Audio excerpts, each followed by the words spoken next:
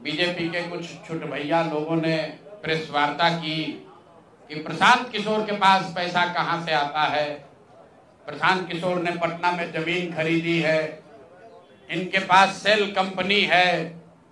और आप लोग भी ये सवाल कभी कभी पूछते रहे हैं कि जनसुराज के पास पैसा कहां से आता है, उस पैसे को देने वाले लोग कौन है, उसका स्रोत क्या है और उसको खर्च कैसे किया जाता है। क्योंकि सावन के अंधे को सब हरियाली ही दिखती है, बिहार के चोर नेताओं को सब चोर ही दिखता है। तो मैं आज कोई भी खुलासा करने से पहले अपने लिए, अपने जनसुराज में जुड़े हुए साथियों के लिए और बिहार की जनता के लिए ये बात बताना चाहता हूं कि अभी आपको आंकड़े जारी कर रहा हूं, उसको नोट कीजिए ताकि बिहार की एक एक जनता जाने कि जनसुराज का पैसा कहां से आया है, किस माध्यम से आया है और वो कहां खर्च हो रहा है।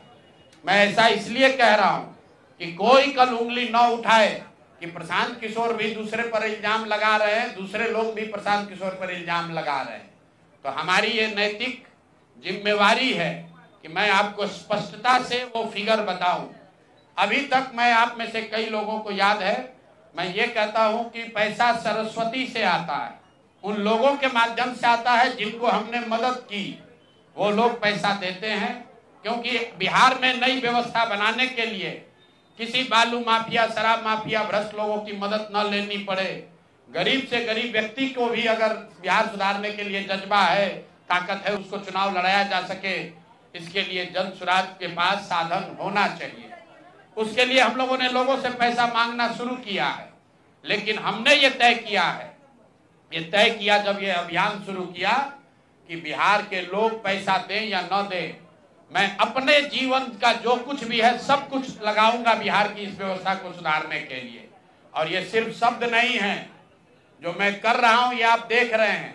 मैंने सिर्फ इसलिए नहीं आंकड़े अभी तक जारी किए थे कि सनातन धर्म में, हम लोग के धर्म में कहा जाता है कि दान करने वाले पैसे की चर्चा नहीं करनी चाहिए।